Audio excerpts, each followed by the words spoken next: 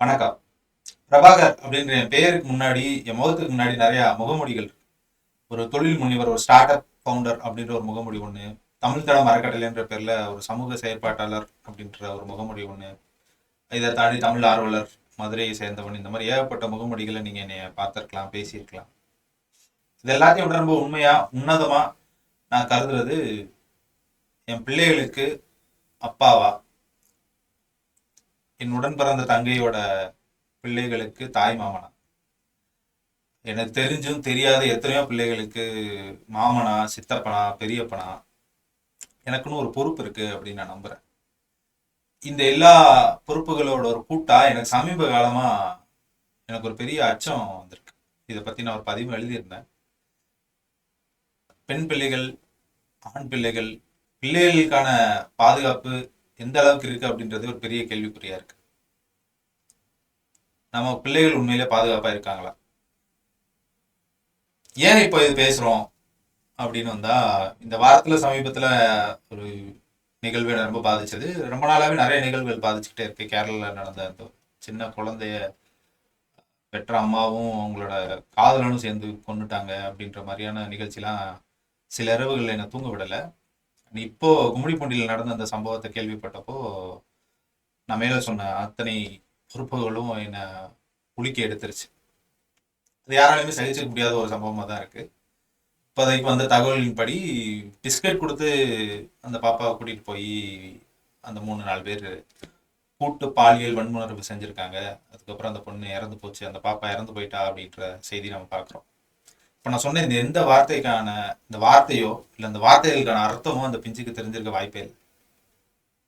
அப்படி இருக்கையில என்ன மாதிரியான சமூகத்தில் நம்ம வாழ்றோம் அப்படின்றது எனக்கு ஒரு பெரிய கேள்வியா இருக்கு. நம்ம சுத்தி இத்தனை குழந்தைகள் இருக்கு. 2000 3000 ஆண்டுகள், 5000 10,000 ஆண்டுகளா தமிழர்கள் இந்த நிலத்துல வாழ்றோம், அது இதுன்னு பெருமை பேசுறோம். நம்மளோட பிள்ளைகளே காப்பாற்ற முடியாத ஒரு சமூகம் எப்படி ஒரு பெருமை மிகுந்த சமூகமா இருக்க முடியும் அப்படின்ற கேள்வியும் எனக்கு திரும்ப திரும்ப கேட்டுக்கிட்டே இருந்துச்சு.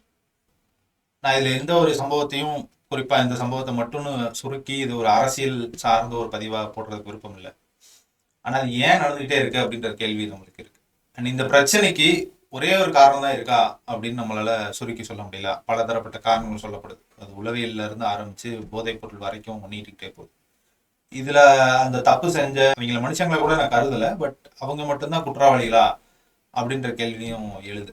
பெற்றோர்களா, பிள்ளைகளை பெற்றவர்களா நாம பிள்ளைகளுக்கு எந்த அளவுக்கு விழிப்புணர்வு கொடுத்துட்டு இருக்கோம்? பள்ளிகள்ல இன்னும் செக்ஸ் எஜுகேஷன் அப்படின்றது ஒரு டேபுவா தான் பார்க்கப்படுதா, இல்ல பசங்களுக்கு அதை இன்னும் எவ்வளவு தூரத்துக்கு நம்ம தீவிரமா சொல்லித்தரோம்? பசங்களுக்கு அந்த வித்தியாசம் தெரியுதா? யார் நல்லவங்க, யார் எப்படி தொடுறாங்க, யார் எப்படி நம்மளோட பழகுறாங்கன்றத பசங்களால வேறுபடுத்தி பார்க்க முடியுதா? அதை அவங்களுக்கு அலாரம் பண்ண முடியுதா? அவங்க சொல்றத நம்ம காது கொடுத்து கேட்கிறோமா? அவங்க சொல்லாததை நம்மளா புரிஞ்சு அவங்களுக்கு பதில் சொல்றோமா? ஆசிரியர்கள், பெற்றோர்கள் இது எல்லாத்துக்குமே தயார்படுத்தி தான் நம்ம சமூகத்துல நம்ம வச்சிருக்கோமா? இல்ல பொதுவாகவே சமூகமா நம்ம அதுக்கு தயாரா தான் இருக்கோமா? ரோட்ல நம்ம நடந்து போறோம், சில நேரத்துல ஏதோ ஒரு பிரச்சனை நடக்குது, இல்ல யாரோ ஒருத்தவங்க வம்பிழுக்கிற மாதிரி தெரியுது, இல்ல ஒரு பெண்ணோ ஒரு குழந்தையோ அந்த இடத்துல பயமா இருக்காங்க அப்படின்னா எத்தனை பேர் நம்மளா முன்னா போய் அதை என்ன ஏதுன்னு விசாரிச்சு நம்ம அதை பண்றோம்? நம்மளுக்கு அதுக்கான நேரம் இருக்கா அப்படின்னு நம்ம நினைச்சுக்கிறோமா? இது எல்லாமே ரொம்ப அடிப்படையான கேள்வி வருது. ரொம்ப சமீபத்துல கூட இப்ப கூட நான் தெரிஞ்ச ஒருத்தங்க நல்ல ஒரு 30 35 வயசு இருக்கக்கூடிய ஒரு பெண்மணி தான். சென்னையில பகல்ல ஆட்டோக்காரங்க வரும்போது என்கிட்ட அப்படி பேசுறாங்க அப்படின்னு சொல்லி நிறைய இன்சிடென்ட்ஸ் என்கிட்ட சொல்றாங்க. குறிப்பா சொல்லணும்னா ஷேர் ஆட்டோல வரும்போது என்னை சுத்தி ஒரு 3-4 பேர் உட்காந்துருக்காங்க, நான் தள்ளி உட்காருங்க இல்லை மேல உட்காருங்கன்னு சொன்ன போது கூட அவங்களே யாரும் ரெஸ்பாண்ட் பண்ணல, அந்த டிரைவரும் ரெஸ்பாண்ட் பண்ணல. அவங்க எல்லாருமே சேர்ந்து தான் பண்றாங்களான்னு எனக்கு தெரியல. அடுத்த சிக்னல் நான் இறங்கி நான் நடந்து வந்துட்டேன், இல்லை பஸ்ல ஏறி வந்துட்டேன் அப்படின்ற மாதிரி சொல்றாங்க. இது எல்லாத்தையும் இந்த சமூகம் வேடிக்கை பார்த்துட்டு தானே இருக்கு. இது எல்லாமே ஆரம்ப அறிகுறிகள் தானே. இதெல்லாத்தையும் தாண்டி இந்த அரசாங்கத்திலேயும் முக்கியமான ஒரு கேள்வி இருக்கு. நம்ம எல்லாரையும் விட ரொம்ப அதிகாரம் படைச்சது, ரிசோர்சஸ் அதிகமா இருக்கிறதும் அரசாங்கத்திட்ட தான் இருக்கு. நான் மறுபடியும் இந்த ஆட்சி அந்த ஆட்சி, இந்த கட்சி அந்த கட்சின்றதுக்குள்ள போக விரும்புறேன். ஆனா இன்ன வரைக்கும் அரசாங்கத்திட்ட இருந்து, காவல்துறையோட அமைச்சரா இருக்கிற நம்ம முதலமைச்சர் கிட்ட இருந்து இதை பத்தின ஒரு அறிக்கையோ ஒரு ஒரு விளக்கமோ, இல்ல அதுக்கு அடுத்த ஸ்டெப் என்ன அப்படின்ற மாதிரியோ, இல்ல ஒரு நடவடிக்கை எடுத்ததுக்கான விளக்கங்களோ வராதது உண்மையில ரொம்ப வருத்தம் அளிக்குது. அதை கண்டிப்பா அவங்க செய்யணும். அவங்களால மட்டும்தான் அதை செய்யவும் முடியும். அவங்க செய்யணும் அப்படின்றத நான் நம்புறேன், அதை எதிர்பார்க்கிறேன். அண்ட் குழந்தைங்களோட பாதுகாப்பு அப்படின்றது வெறும் ஒரு இந்த குடும்பத்துக்குள்ள சுருக்கி போற ஒரு பிரச்சனை கிடையாது.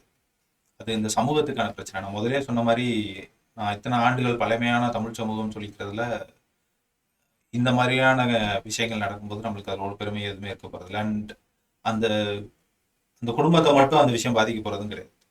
அந்த குடும்பம் அதுல இருந்து மீண்டு வர்றதுன்றது ஒரு பெரிய வேலை. அதை தாண்டி அந்த பிள்ளை அதுல இருந்து மீண்டு வர்றதுன்றது ஒரு பெரிய வேலை.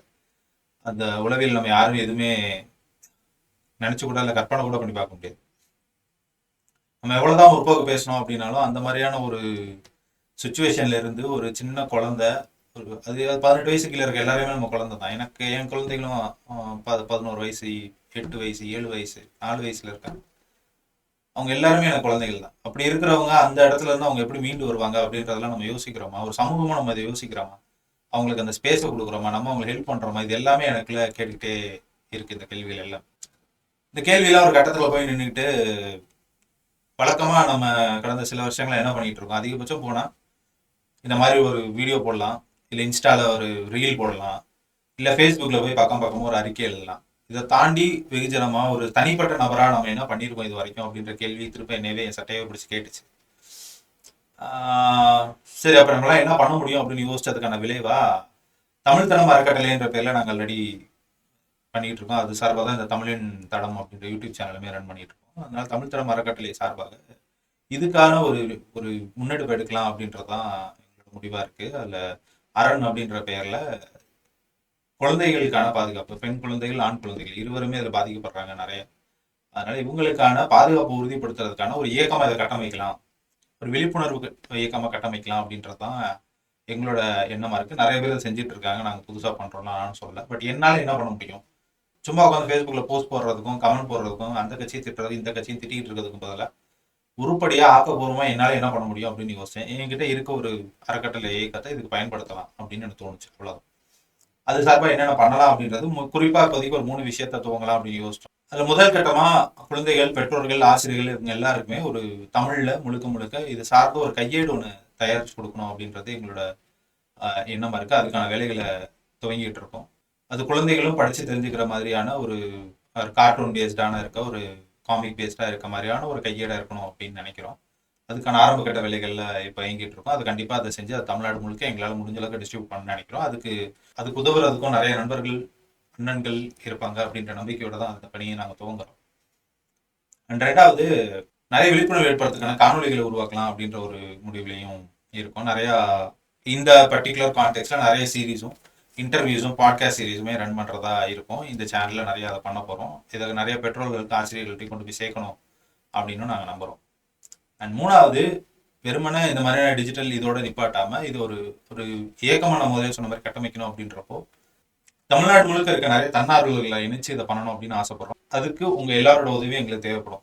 நீங்க ஒரு ஆசிரியரா இருக்கலாம், நீங்க ஒரு கல்லூரி மாணவராக இருக்கலாம், நீங்க ஒரு உளவியல் நிபுணரா இருக்கலாம், நீங்க ஒரு வழக்கறிஞரா இருக்கலாம், நீங்க ஒரு டாக்டரா இருக்கலாம், மருத்துவரா இருக்கலாம், நீங்க ஒரு பெற்றோராக இருக்கலாம், இல்ல குறைஞ்சபட்சம் குழந்தைகள் நலன் சார்ந்து நீங்க யோசிக்கிறீங்க, இல்ல இதுல இயங்கணும்னு நீங்க நினைக்கிறீங்க அப்படின்னா நீங்களும் எங்களோட சேர்ந்து இதில் பயணிப்பீங்க அப்படின்னு நாங்கள் நம்புறோம்.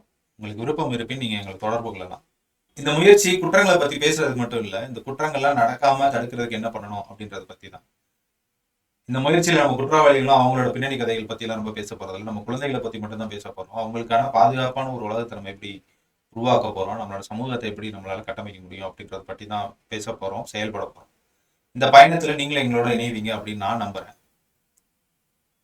அரண் நிச்சயமா வருங்காலத்துல பிள்ளைகள் பாதுகாப்பா வளரக்கூடிய ஒரு சமூகத்துக்கு ஏதோ ஒரு வகையில உதவும் அப்படின்னு நான் நம்புறேன். நீங்களும் அந்த நம்புனீங்க அப்படின்னா தயவு செஞ்சு எங்களை தொடர்பு கொள்ளுங்க, நம்ம இணைந்து பயணிக்கலாம். நன்றி.